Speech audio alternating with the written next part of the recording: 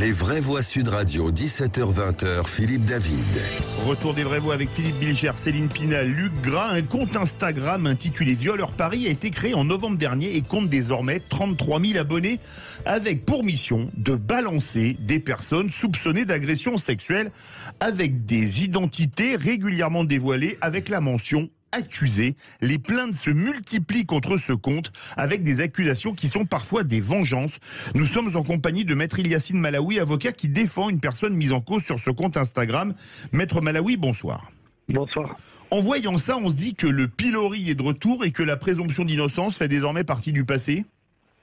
Ben écoutez, moi ce que je trouve extrêmement problématique dans ce compte, c'est d'une part que vous avez tout de même des gens qui soient jugés ou pas. En tout cas, moi je parle pour moi, pour mon client, il a été mis en examen, remis en liberté avec un contrôle judiciaire. Et donc plusieurs mois plus tard, il voit son compte, et c'est important de le spécifier, compte où est-ce qu'il est visible, lui physiquement, donc reconnaissable, être accusé sur la toile avec ce tribunal médiatique. Donc évidemment, la présomption d'innocence, on est bien au-delà de l'atteinte à la présomption d'innocence. On est quasiment, juridiquement, c'est compliqué de le qualifier d'incitation à la violence, mais en tout cas, on est clairement dans une diffamation pure et simple, puisqu'il n'y a aucune condamnation à ce stade. Philippe Bilger. Si je comprends bien, maître, parce que ça ne change pas radicalement les choses, mais il y a pour ces gens-là qui sont mis en cause, et en tout cas pour votre client, il y a d'abord une procédure judiciaire qui s'est terminée à son avantage, c'est bien cela? Alors, vous avez raison de souligner, M. Bilger. Alors, en fait, si vous voulez, pour mon client, c'est pas terminé puisqu'il est en instruction. Bon, il y a eu une instruction, il a été présenté, il n'y a pas eu de saisine de GLD, mais en tout cas, il a été mis sous contrôle judiciaire, mais il n'y a pas de condamnation définitive. Mais le problème qui se pose dans ce canal, en tout cas Instagram, c'est que je dirais qu'il y a peut-être même certaines personnes qui sont accusées, qui sont même pas, si je puis dire, dans le cadre d'une procédure judiciaire. Oui, c'est-à-dire que ça pourrait être un moyen de régler les comptes sur les réseaux, et puis j'ai envie de dire de s'extirper. Moi, bon, comme j'ai pu l'indiquer, c'est juste je vois ça d'un très mauvais œil, bien évidemment. C'est une concurrence frontale avec à la fois les services de police, les services de la justice, et puis qu'est-ce qui manquerait finalement? Peut-être une milice à ce compte pour mettre à exécution les sentences qui seraient prononcées par le compte Instagram. Donc voilà, moi je sais que c'est un jeune homme qui a été extrêmement stressé par cette procédure et qui voit son nom, son identité révélée. Il reçoit certains messages qui peuvent être très complexes, très difficiles. Donc bien sûr que je trouve que, en tout cas, et je suis assez étonné, je dois dire que ça ait pu perdurer de cette façon jusqu'à 33 000 et même c'est en train de monter en ce moment abonnés. Céline Pina. Mais qui est derrière ça, par exemple, à votre avis? Alors ça, je ne saurais pas vous dire. Au moment, en tout cas, j'ai fait ce que je devais faire en étant le conseil de monsieur, mais derrière, je ne sais pas, il y a une espèce de... Après, nous sommes dans le droit fil de ce qu'il y a depuis un certain temps. Voilà, moi, j'ai jamais été pour spécialement quelconque système de délation. Il y a les balances ton port, etc., qu'on a pu voir, et ça peut être salutaire peut-être pour certains.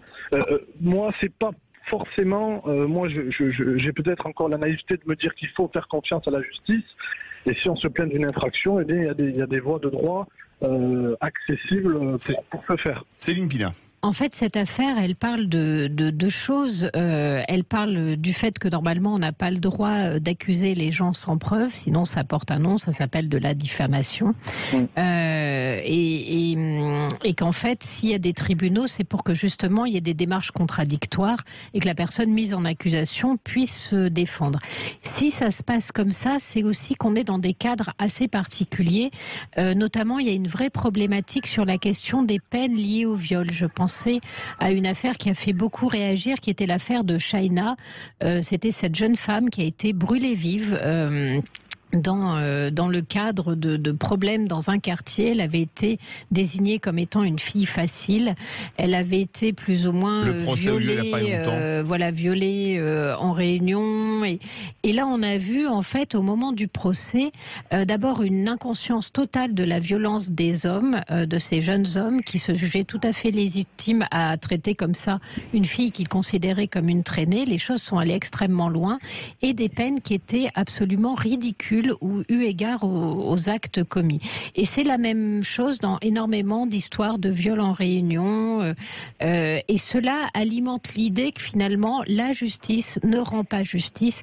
Et du coup, malheureusement, légitime des idées de vengeance qui vont dans le mur parce que on ne sait pas du tout à quoi ces jeunes femmes qui dénoncent leur agresseur ou un potentiel agresseur font allusion. Et surtout, aujourd'hui, l'accusation de viol est utilisée pour faire énormément de mal.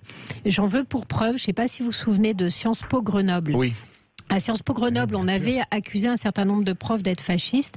Il y avait une enquête qui avait été menée à l'intérieur de l'établissement et on s'était rendu compte qu'un groupe d'élèves terrorisait tous les autres élèves en les menaçant de les afficher dans des groupes internes, en les traitant de violeurs.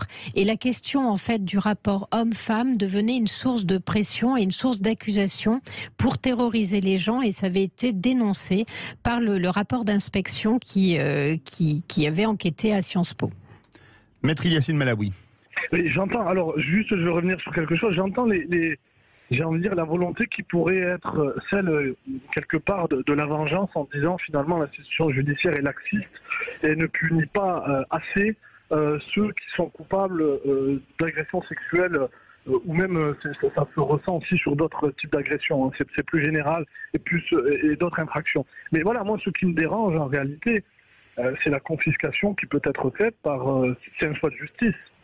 Alors, lorsqu'on accepte l'idée que la justice et que les services de police enquêtent et qu'ils canalisent ce pouvoir qui leur est donné, ou en tout cas cette faculté de juger, de poursuivre, moi, voilà, je trouve que nous sommes sur une pente extrêmement dangereuse et qu'à laisser faire ce genre de choses, on ne peut pas réellement ensuite gérer les répercussions, c'est ce que j'ai indiqué, des représailles, c'est tout à fait possible, dans des personnes qui sont même, encore une fois, je ne dis pas qu'une procédure ouverte vaut culpabilité ou vaut innocence, je dis qu'il y a des personnes qui même sur un simple pardonnez-moi, règlement de compte, se verraient afficher sur Instagram, puisque comment, j'ai envie de savoir, et je pense que c'est très simple, comment les gérants de ce compte peuvent savoir réellement le vrai du faux.